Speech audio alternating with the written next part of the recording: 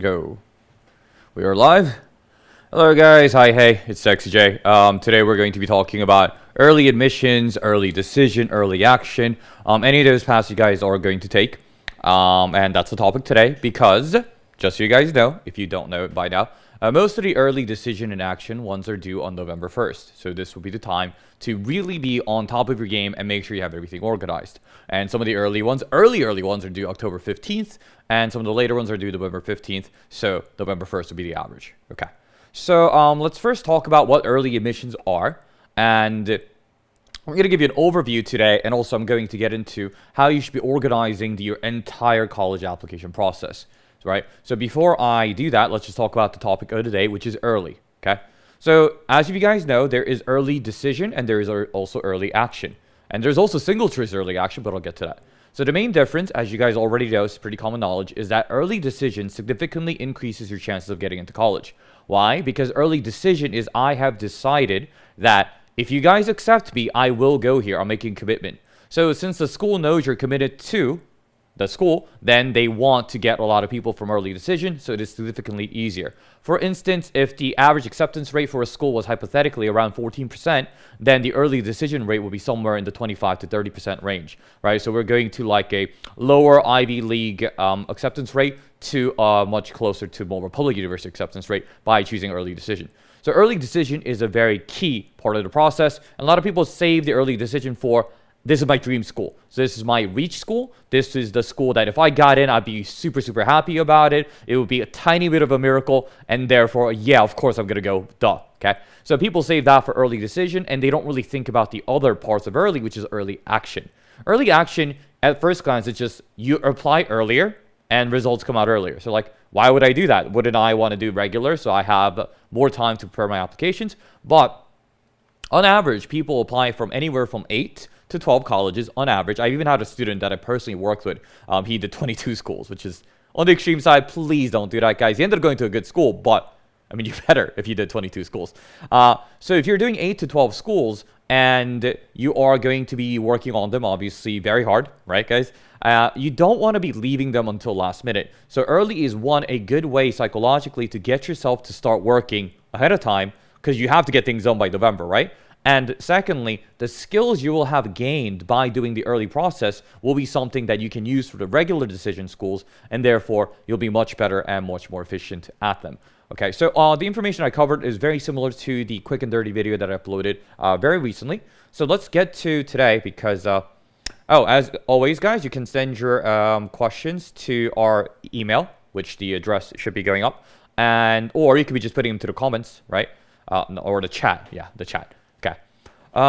Yeah. So if we have questions, I'll address them pretty much right away, because what I'm offering right now is like a kind of a chance for one-on-one feedback, college coaching type of thing. And if not, I'll be going through what it is that you guys want to do in organizing your college application process, right? So what you guys want to do is, well, really depends on where you're coming from, right? But for all of these things, I want you guys to remember, what is the ultimate goal of you writing all of these things? I've covered this point multiple times in multiple videos, but what is the point of writing college applications? Obviously to get into college, right? Yeah. So when I produce my college application, which is not just the personal essay, a lot of people only think about the personal essay, which is very important, but it's not the whole thing. Personal essay, extracurriculars list, and the supplements, and your order of the extracurriculars list, and the additional information, and even the COVID essay, as well as your awards section and your academic history. All of those things have to combine to paint a picture. They don't pick you just based on your personal essay. So a lot of people overstate the importance of just the personal essay in the Common App. What they do is they examine your application, and however it adds up as a whole picture in portraying you as a person who will make their school look good, guys. I'll be super honest, they want people who will make their school look good. That's it, okay? So they're not necessarily really looking for a gifted academic unless they have confidence that this person's gifted academic nature will turn into this person, A, doing very well in the school, and B, maybe like winning some competitions, getting some research done, or at least joining some clubs, having a good relationship with the professor, or at the very least, after this person leaves our school, he or she will go on to be successful with a chance of having our school come up with the newspapers in a favorable light. Okay. So yeah, you can send your questions to youtube@zoomat.com. So I'll do two things at the moment. Number one, I'll tell you guys the overall type of applicant that you want to be. And then I'll get into what is the organization that you want to do. So this is an article and a story that I've heard from an admissions officer at an Ivy League, Cornell, to be honest. And this was a reflection from an Ivy League admissions officer and how they've been kind of changing their attitude of how to pick people since about 10 years ago. So this is the current trend. So they always say they're looking for characters, they're looking for narrative, they want a story about who you are as a person so that we can really see who you are. So it's not necessarily just about having the good grades and having the good SAT, ACT scores, although I'll be getting my videos back up so you guys can get your reading scores up, right, for SAT, ACT. It's more about, will this person, like I said before, accomplish something that's different? So obviously not every applicant be different because everybody's different and nobody's different, right? But they're looking for that chance, especially for the more competitive schools. So the admissions officers, they know that, and this was interesting because he or she was reflecting on regretting not picking the student. So the admissions officer is like, I really should have picked that student because I made a mistake, and in the future, therefore, I will be picking students like this. So this person did not have the highest SAT score. Her GPA was pretty good, but she went to school in a very low-income area that had a lot of poverty in it, a lot of crime in it, and it was not the most comfortable area to grow up in. But even during those circumstances, she actually started a after-school tutoring program for children from single-parent households, in that area, right? So she was helping, even though she was also struggling with herself, even though she didn't have a lot of money and she had a lot of schoolwork to do, and her school was not helping her, she set it up so that kindergartners, elementary schoolers, and even up to middle schoolers in her neighborhood would be able to get after-school help. Why? She felt that the community around her at the moment was lacking. So we had this 16, 17-year-old person setting all of this up as what she saw was a remedy for how society had failed her at that point, right? And the admissions officer is being very honest. I still didn't pick this person because of there was this another person who had all of these accomplishments, etc., who was kind of like the picture of what an Ivy League student stereotypically looks like. But later on, this first person that I mentioned ended up being published in newspapers, right? And making the news of starting these charities, starting these organizations, being an activist and all of those things. And the admissions officer said, that is the person that we want at our school. That was a mistake. I'm never doing that again. And this type of article came around 10 years ago. So most of schools have adopted this approach, guys, because at this stage in the game, most students are going to be very academically prepared, so they're looking for more, what is the extra edge? They're always looking for a new edge every single year. So if I may direct you guys to my screen for a second. Okay, so this is a student whom I've helped, and I removed the name just for, confidentiality purposes. And this type of Google Drive folder is what I set up for all of my college essay students. And this is what I would want you guys to do as well. So you don't have to follow it exactly, but this amount of organization, at the very least, more organization would be even better, is what I would want you guys to do. So this is a Google Drive dedicated to the college admissions process. So we have a bunch of documents here, okay? So the condensed version of this is going to be something like this. So we are going to have a section about your own personal information. So I just put background info here, in which you put in your own resume and every single activity that you've done, especially based on the extracurriculars list on the Common App, right? And also just because you can't just search in your brain for every information about yourself, you have to write it down first. So you put all of that down. And then this is the part I wanted to point to, because in my earlier video that I uploaded this week, I didn't get to go through in detail. This is what we would make. What everybody needs to make, okay?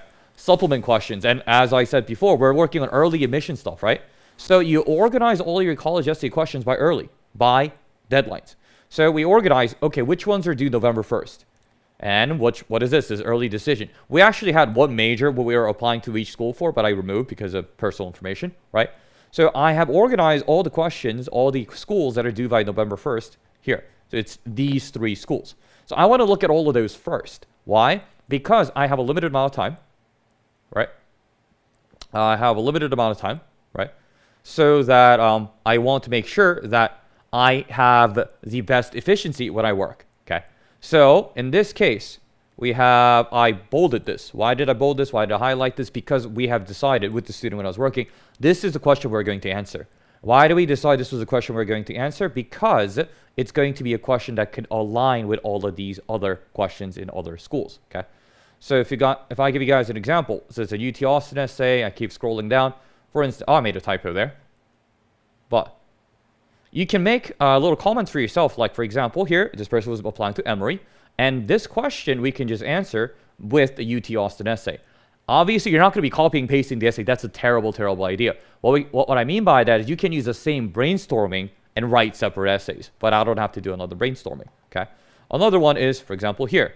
So an NYU essay is just single essay, and that's almost the case every year. They just do a 400-word essay on why do you want to come to school, what do you want to major in, and I noticed that this is the same setup as my BC essay, okay?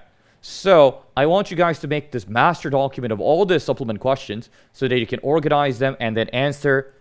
And also, especially if certain schools, I can pick which question to answer. So you want to pick the questions that are similar to the other ones. So why? You have already the brainstorming done. Okay. So we do that first.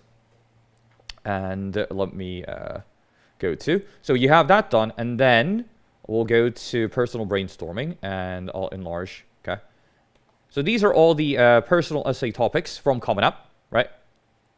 I didn't put all of them. Okay. But so you do not have to answer every single question on the Common App because you're not writing multiple essays for the Common App, obviously, right? But I would strongly encourage in the beginning stages when you're brainstorming, just try to answer every single question. Because you don't really know until you write things out whether the things you have in your head are going to be good essay topics or bad essay topics.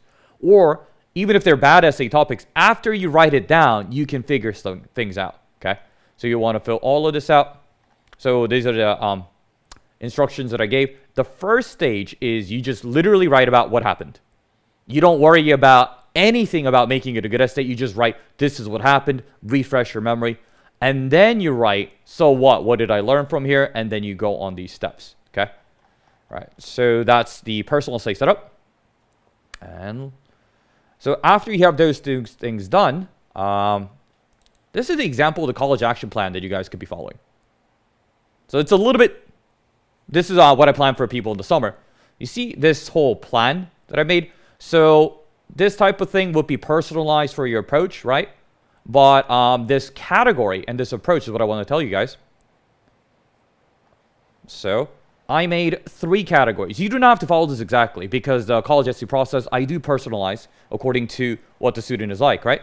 But I direct it into school research, directional focus, and the actual writing that you do, okay? So, and I put what you are going to do in July if you start in the summer, and what you're going to do in August, September, and etc. So if you're making the plan right now, which is a little bit last minute, but you're still on track, right? So you have until November 1st for most of your earlies. So you would divide that time into either thirds or halves, it doesn't really matter, and make sure you set a goal for yourself in that. In terms of school research, this is what I'm going to be doing from this time period to this time period, right? So I have this plan. Again, I'm just showing you guys as a sample. And every single day, if I have this category, right? Every single day, I should have something I want to do, okay? So I gave to this student one item from either A, B, or C. A, B, or C, again, being like here. You would pick each of them, one of them actually, per day, and work on it. And the second point I want to emphasize, you guys should be doing that as much as you can, okay? Because writing, obviously, you have to sit there and think. Sometimes you can write well, sometimes you can't. Sometimes you have writer's block, sometimes you're inspired. But reading an article from the fields and majors you're interested in, and also doing your school research, that's you taking in info. Long as you put in the time, you can get that done, okay? And the reason for that is, I think that's enough for sharing this folder. Oh, yeah. And then once you do that, you get into all of these, right? But I'll go back to our chat and just kind of talk for a minute. So the reason for setting up all of those things, right? And as I said, you do the personal later, and you do the supplements first, is that the main thing you have to discover is that why would you be a good fit for this school, particularly for the major that you're declaring. Honestly, you could change your major later, right after you get into the college. But when you're doing the storytelling for the college and honestly doing research for your own life, for your future, you do want to find out a directional focus. So the worst thing would be, one of the worst things would be, I kind of just want to get a job. So I'm going to major in, as it thunders dramatically. So I'm going to major in economics, okay?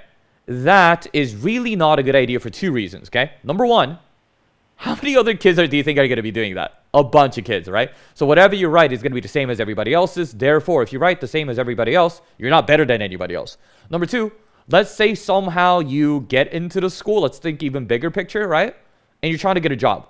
So now when you're getting a job, you're competing with all of those other kids who just did econ because they want to get a job. How would you be better than everybody else, right?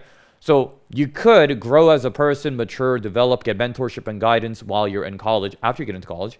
But it's much easier for your life if you can discover a passion for yourself. For instance, I have a few students this year, personally, that I'm helping out, who are doing neuroscience.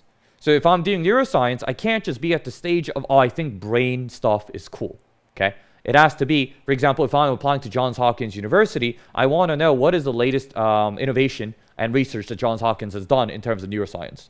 And especially for the sciences, actually not in the sciences, guys, for whatever topic that you're doing, you want to be looking at what is the new thing, as in, what is this thing that we thought wasn't solvable? This was like not doable. And how are we changing that? And therefore, why is it impressive? So for instance, guys, for any of you guys doing neuroscience out there, because you guys are my subscribers and stuff, hopefully, if you haven't subscribed by now, please do. If you guys are doing neuroscience, nanobodies, that's one of the topics, because a lot of mental disorders and brain disorders, we think of them as incurable. So you want to be looking at, are there any things that are considered incurable that we have potential in fixing? And what are those things? The nanobodies, to get into technical details will take too long, but that's an example. How did I find that? By doing Johns Hopkins research with a student into what has Johns Hopkins done lately in their college research, okay? So that's a specific directional focus. I give this example like all the time. Another one was this person wanted to aeronautical engineering, which was airplanes, okay? It's not enough to just say aeronautical engineering, although that's better than just regular engineering, right? So aeronautical engineering, what do you do with that? Well, I want to find out how to fix the problem of pollution in this world, because that's a very big problem, obviously. And therefore, one solution, this person, by doing a lot of research, with me and without me, both of them, found out that one solution could be electric airplanes, which was called ionized air engines. And for this person, it worked out even better because this person was applying to MIT. And at this time, I don't know about this because it was 2-3 years ago, the only person who had successfully physically experimented with aeronautical engineering and ionized air engines was a professor at MIT. So he had that storytelling going for him for applying to MIT. So if I'm an admissions officer, what do I have? Oh, there's this really cool thing in our school that I didn't even know about. And if the research does succeed in this field, it will be one of the first people to ever do it. And this kid will contribute to that. Maybe he'll help out the professor, etc. So he could theoretically, maybe, hopefully, be somebody who makes our school appear in the newspapers, right? So, and also the admissions officers will know, and something like this you'll have to get individualized guidance on, the type of personality that does well in a school, right? So for MIT, then typically, as you guys know, will be like, I am very much a nerd about science. I'm just fascinated about physics and things like that, okay? On the other hand, Columbia is a little bit more academic curiosity in terms of, I want to find out how things work, and I want to keep learning for the rest of my life. Was kind of more of a value that they emphasized when I went to convocation and things, right? Okay. So that's the setup. That's the type of directional focus you want to have for your major, right? And then we have no questions. So I'll just kind of like give you guys all the information. The other thing that you have to do when you are doing your research, now let's get to the school. And I mentioned this in the video that went up today, actually, of the Columbia one. When you write your essays, there are certain types of personalities that the schools really like, okay? And you may say, oh, aren't they kind of all the same? They want people who will work hard, will be academically driven, etc., etc. But there are still aspects that are emphasized. So how do you go about finding these types of things? How do you go about finding the personalities of these schools? That's a very, very important thing to do. Because otherwise, if you apply to, let's say, Princeton, then you say, I want to go to Princeton because it's one of the best colleges in the world.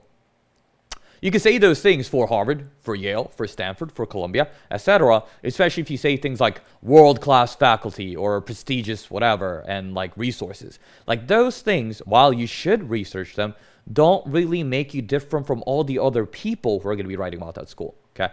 So for Columbia, why do I emphasize, they actually emphasize two things as mentioned with the vlog that went up today.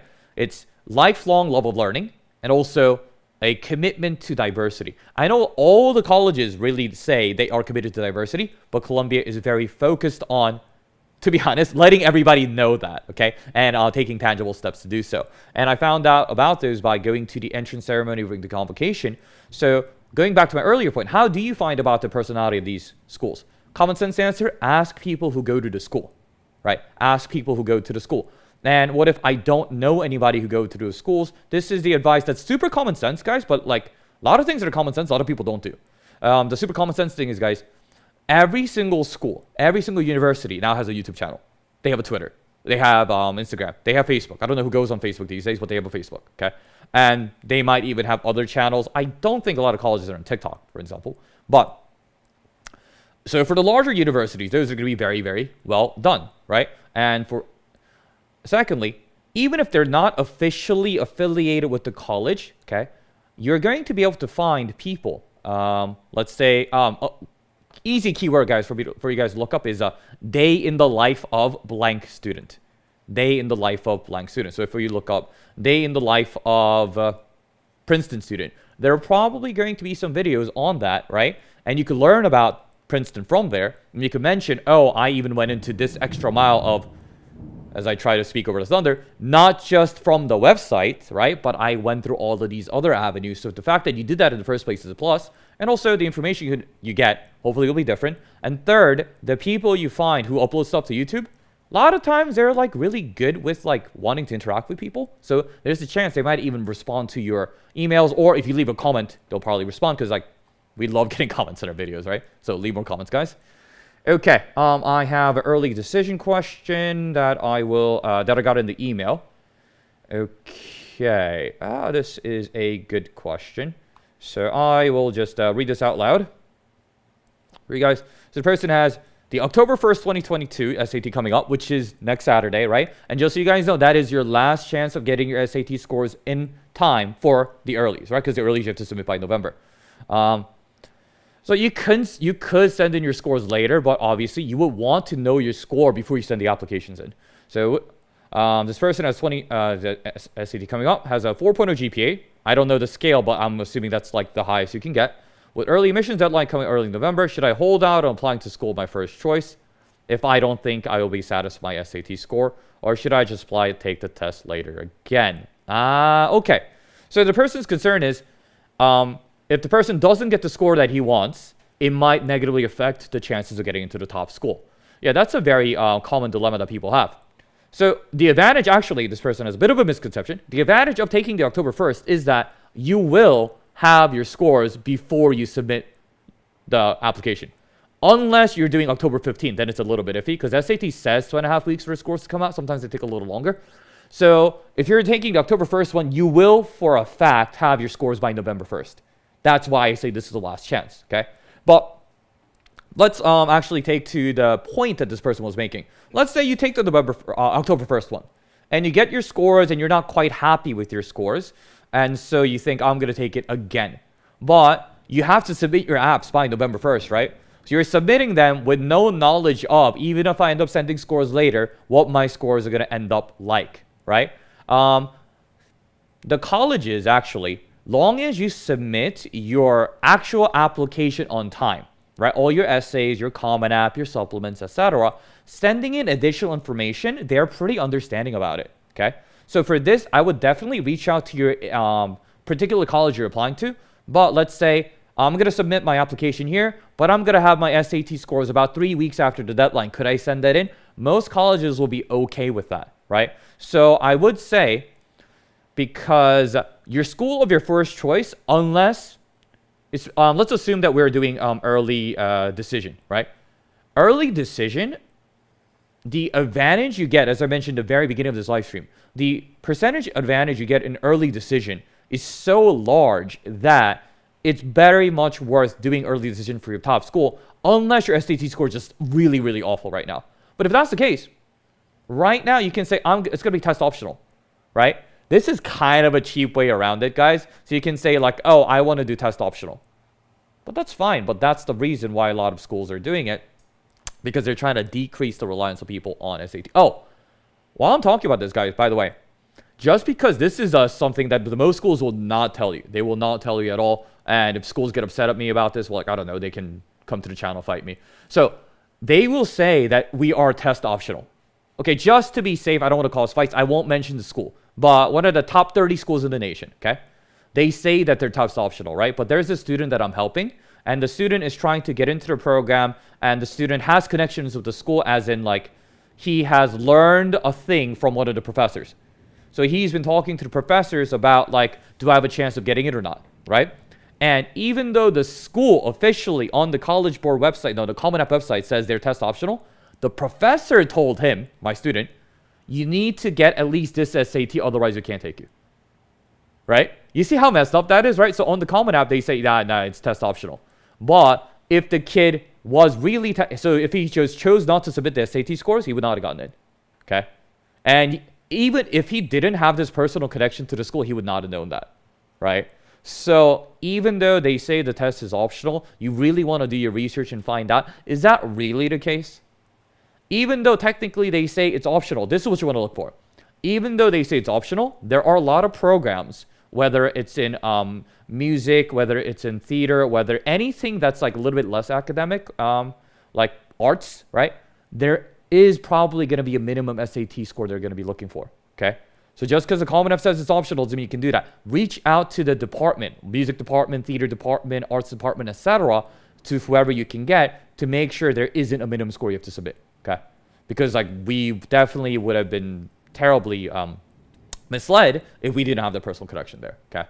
So don't trust everything that the Common App application has or that the school says, right? Try to find out the information through a more direct resource. And usually the admissions officers are very, very open to trying to help people, okay? And as I mentioned before, my whole story to getting to Columbia, I was able to get into Columbia.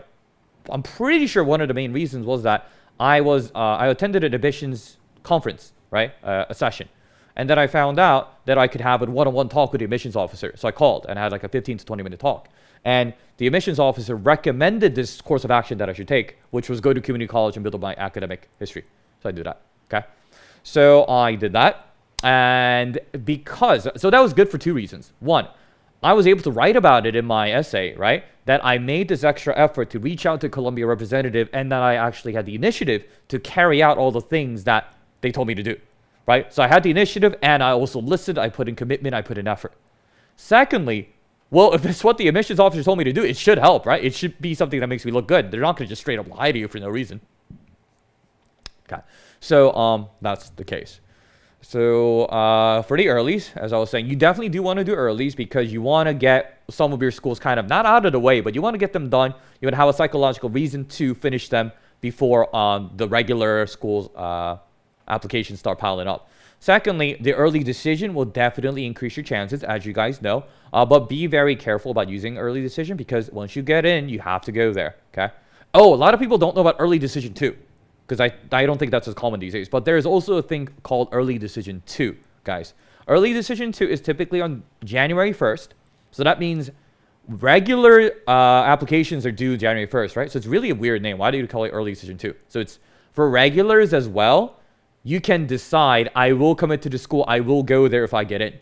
So that option will also increase your chances of getting in, okay? So it's not like I only have one shot at doing a decision. You have one in the regular early cycle, November 1st. You have another shot at January 2nd, January 1st, and that's misleadingly called early decision 2, okay? So we don't have any questions at the moment, so I'll try to wrap it up in a bit. So actually, I think we do have a question. Okay. Yeah, whatever you guys shoot me in questions, I will get to them, right? Okay. That's actually a very good question. So, this person heard a rumor that schools are more stingy with financial aid for early admissions, while another has been a large chunk of merit aid is provided to early admits. Okay. So this will definitely be dependent on the school, okay? So what you need to do is all of these things, you want to have the most school-specific research possible. For example, there's an app called Zeemee, Zeemee, which is for people who got into the school. And if you ask in those little chat rooms, you can get it from current students. Or you could ask the Facebook groups, because the Facebook groups are pretty open. Okay. So it really depends on the type of school that you're going to. For instance, if you get into the schools that are need blind, right, then they will give you the financial aid as dictated by your household income, regardless of your early status or your lack of early status, okay?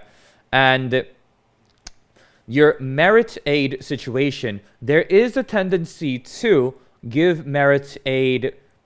Okay. It's not necessarily true that more people from early decision get more merit aid. Okay.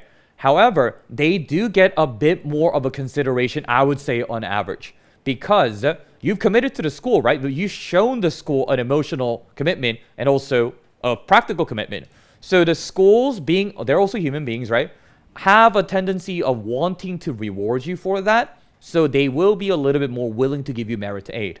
However, I won't say that the early decision people get more merit aid, because it is easier to get into early decision, right? So those people are not going to, on average, have as high of statistics as the regulars. So it ends up kind of evening out, right?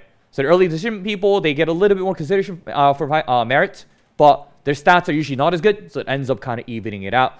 The more stingy with financial aid, that's definitely true if you are like international. But most schools these days, as long as you are an American citizen or you have a green card permanent residence, the financial aid is very much need-based. So okay, I'll be very honest. There are some schools who are stingy with financial aid. Yeah, that is the way I was going to say. They're a little bit annoying about it. Because some schools, they are like, well, you said you have to come here, so no matter what package we give you, you're going to have to come here anyway, right? Are there schools like that? Yes, that is true. Okay, would you even want to go to school like that? I don't know. But if it comes to an extreme scenario, guys, one of the ways you can get out of early decision, although this is not a guarantee, you do have a chance of getting out of it if the financial aid package is nonsense.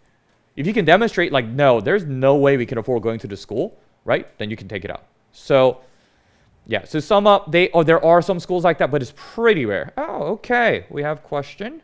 Hello. Okay, is it in the chat? Oh, it's in the email. Okay, so if it's an email, I'll leave it anonymous. Okay. Is it worth the time to continue the process if you've been selected as a National Merit Scholarship semifinalist, especially if you're going to get need-based aid that is more... okay. I will copy and paste the question actually into the chat so you guys can see it. Or it's not letting me tap. Okay. Okay, so... just to let you guys know, I was asked about, is it worth the National Merit Scholarship, right, if you've been selected as a semifinalist? Because, to be honest, guys, the National Merit, it's like $2,500 is the amount. That's not a significant amount if you're thinking about college. Because, like, these days, if you look at the overall cost of attendance for a year, it's like upwards of $70,000 to $80,000. So $2,500, obviously a significant amount of money in real life. College is not really that much. So is it worth doing that? Yeah, because, okay. I would still say it is, because it's not really the money that's, like, the thing. It's, schools know, right, that the National Merit Scholarship doesn't give that much money, right? And schools also know that if you guys don't know what National Merit is, it's based on your PSAT scores, right? They know that it's based on PSAT scores, okay? So just because you have it, doesn't necessarily mean that you are a better candidate, right? That means might have been, to get in, you have to have good PSAT scores. However, if I were an admissions officer, I would also be aware that it takes effort to even go after that stage, because you have to keep doing things, right? Because you put in the effort to write an essay, right? And the fact that you won something means you probably put together a good application, right? And National Merit, as an organization, they have a bit of credibility. So the fact that they chose you, depending on the work you did in your application, does reflect favor. It's kind of like, having a good reference, right? Like this person won this medal, or like this person used to work at Google. Even if you don't work for Google anymore, the fact that you got hired by Google in the first place shows that you are probably capable. National Merit is not as big deal as working for Google, but like, that's the analogy, okay? This is a very good question, actually, because a lot of my students, and also my personal background as well, was they are Asian American. So the question was, and this is something that has become more and more prevalent in the past 2 years, especially through COVID. The question was, should you really not focus your personal statement on Asian American identity or immigrant identity, even if it's told through a pretty unique lens? That's the qualifier, even if. Okay.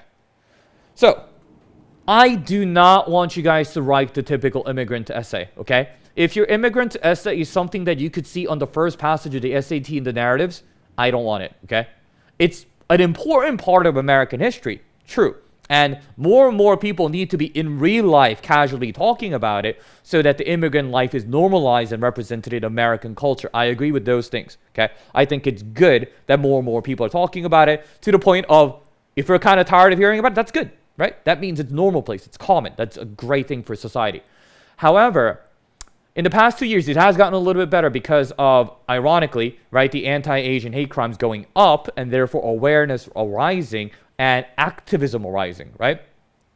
But still, to be very blunt about it, guys, if you're an Asian American, you are probably the least wanted group for most colleges. Because most colleges are racist in terms of the quota programs that they use, okay? You may say, oh, Jay, isn't that a little bit too accusatory? This has been under review by court cases, law cases, etc., right? You could easily do research on this.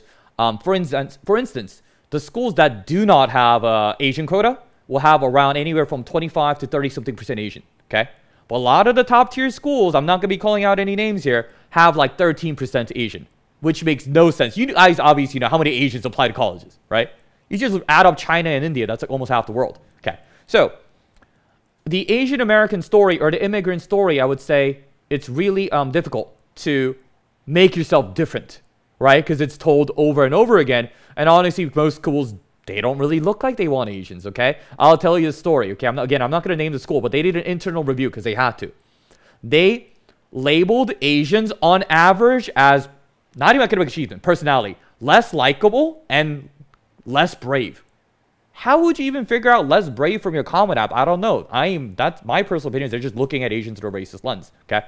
So it's not necessarily a great thing to remind them of the fact that you're Asian, but the key here is this personality. Even if it's told a pretty unique lens, the unique lens is the important part. So I'll switch that around. I want you to only talk about being Asian American or an immigrant if it is through a unique lens, if I can add something to it, okay? So, for instance, would I write about, if I were applying to college again, being Asian? Well, I was a Korean American growing up in Alabama in the early 2000s when the white community and the black community had a lot of tension towards each other that was based on race, right? But people are ironically not racist towards me. The black people like me because I was in white. The white people like me because I was in black, okay? So that lens, probably, maybe I could make something out of it. But it can't be like, I came in through the airport, everything is like big and scary. I brought my Asian food to lunch and like other kids made fun of me because it smelled bad to them or something. I don't want any of that, okay? Okay, another question that I got the email. Oh, thank you for asking all these questions, because I'm pretty sure like the more specific and focused questions are, the more helpful they are for other people as well. Okay, is it okay or is it not recommended to reveal class markers, either lower or higher income, in your personal statement, or anything could be assumed to be class markers? Okay. So for instance, the person gave, you're having braces or your parents being doctors, even, okay. I think I know what you're trying to get at. So basically, is it a good idea to avoid giving away info that will tell you tell the people, I am from a privileged background? I think is usually the concern, right? Do I want to maybe hide the fact or avoid having people think I came from a privileged background? Because to be honest, it is more impressive for you to accomplish things without privilege, okay?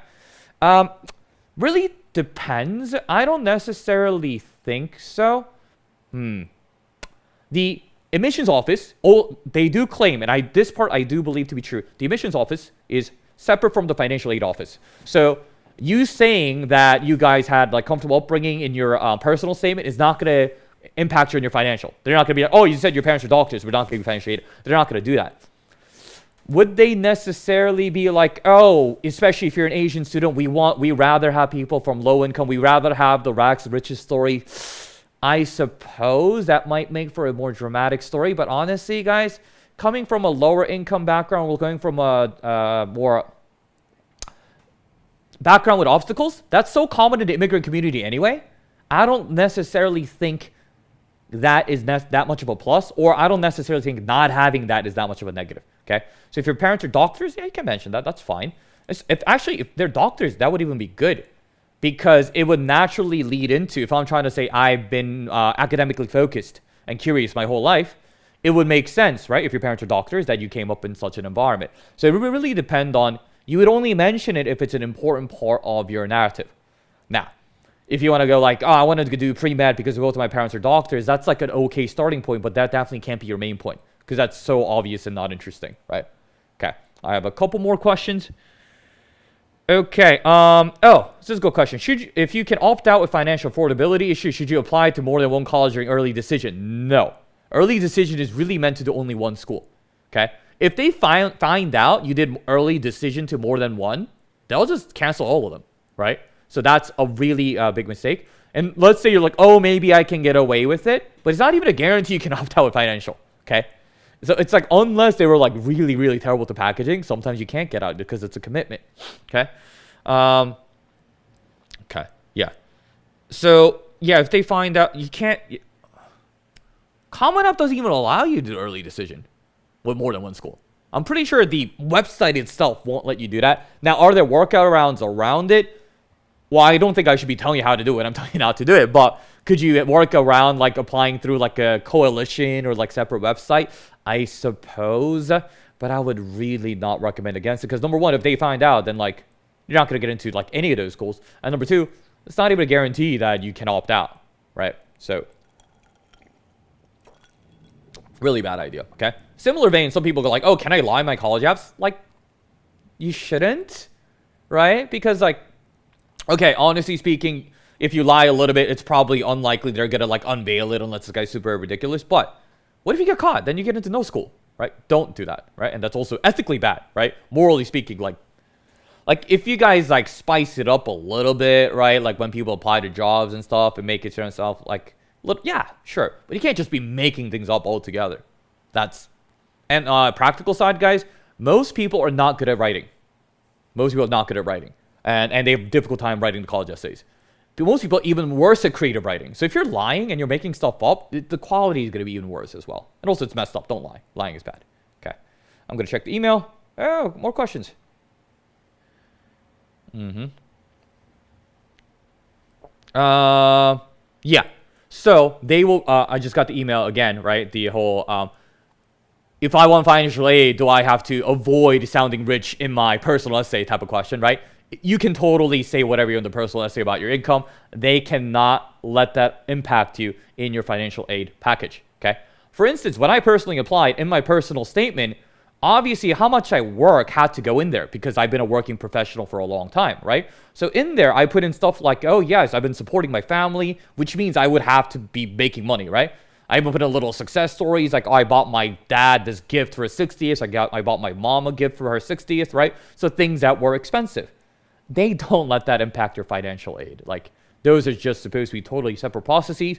Your financial aid is based on your tax returns, official documents, right? Your FAFSA, or if you're international, your CSS profile. So they are separate processes, okay? This is one of those cases in which I think we can believe the organizations at face value. Yeah. Okay, let me just do last minute check for any further questions. Do not. Okay. Yeah. So thank you for coming in, joining the chat. And we will be making more specific and focused videos on each part of the application process. There are a bunch of things I mentioned today, right? So making your school list, picking your major, picking your programs, and organizing your supplements, how to research your schools, how to incorporate the research into your supplements, all of that stuff.